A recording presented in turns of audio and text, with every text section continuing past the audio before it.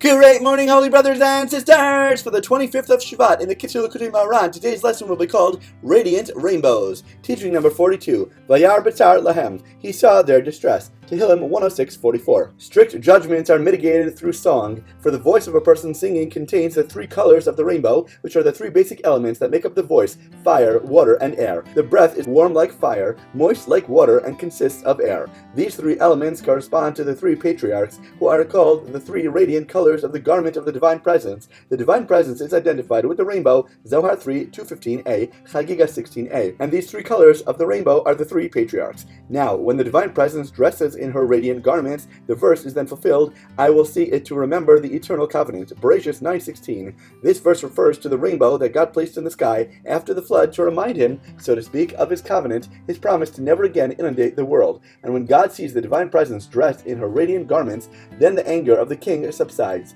Esther 7:10. When a person sings the letters of the prayers in a clear, fine voice, he thereby dresses the Divine Presence, that is, the letters of the prayers, in radiant garments. For the letters of the prayers are the Divine Presence, as it is written, God, Ado, then Nai, open my lips, Tehillim 51:17. Since speech is associated with God's name Ado, then Nai, speech is also called a bow, alluding to the supplicatory prayer, as Rashi explains on the phrase, with my sword and my bow, Bereshit 48:22. And when the Holy One, blessed be He, sees the Divine Presence, that is, the letters dressed up in radiant garments, then the anger of the king subsides. This is the explanation of Rashi's comment on the verse, he saw their distress when he heard their song, Tehillim 106:44, i.e. their song alludes to the merit of the patriarchs. In other words, when God sees the merit, the zechus of the patriarchs, namely, that the garments of the Divine Presence are splendorous, bezachus, and bright, then, as the following verse states, he had compassion in keeping with his great loving kindness, Tehillim 106:45, and strict judgments are mitigated.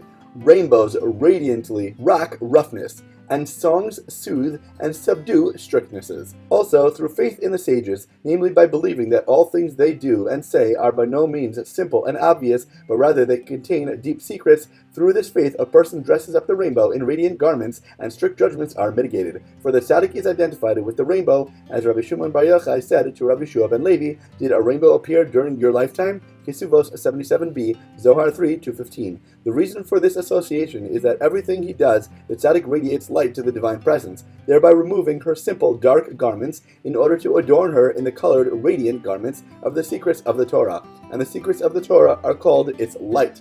Consequently, I will see it to remember the eternal covenant, whereupon God's anger at his children leaves him, the anger of the king subsides, and the strict judgments are mitigated.